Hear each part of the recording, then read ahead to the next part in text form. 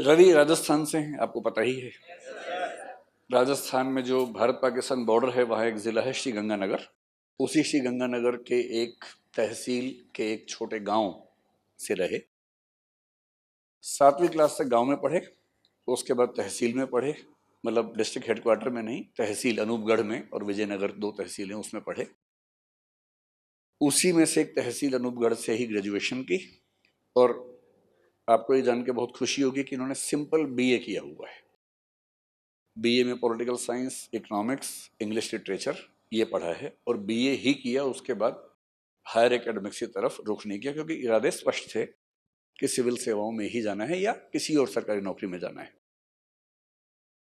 उसके एकदम बाद एसएससी का एग्जाम दिया, एसएससी में सिलेक्शन भी हो गया।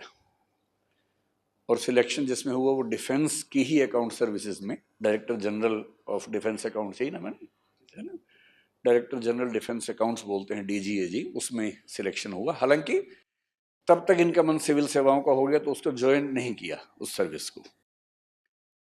2015 में ग्रेजुएट हुए, 17 से तैयारी शुरू की, 18 में पहला एग्जाम दिया और पहले ही एग्जाम में 337वां रैंक इन्हें मिला। और IRTS एक सर्विस होती थी उस समय, इंडियन रेलवे ट्रैफिक सर्विस, जो रेलवे की सबसे अच्छी सर्विस मानी जाती थी, उसमें इनका चयन हुआ।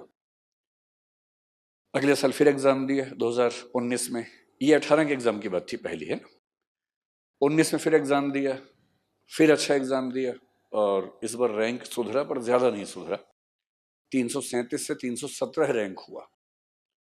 इस बार जो सर्विस मिली उसका नाम है इंडियन डिफेंस अकाउंट सर्विस।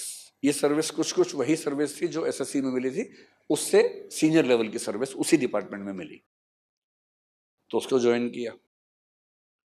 फिर 2020 में फिर से एग्जाम दिया और दुर्भाग्य ये कि 2020 में प्रीलिम्स नहीं हुआ। ये सीख आप लोगों के लिए बड़ी महत्वपूर्ण है कि जो व्यक्ति सिविल सेवाओं में टॉप कर रहा होता है उसके लिए भी ये खतरा है कि प्रीलिम्स पे अगर जरा भी चूक हुई तो प्रीलिम्स हाथ से निकल सकता है।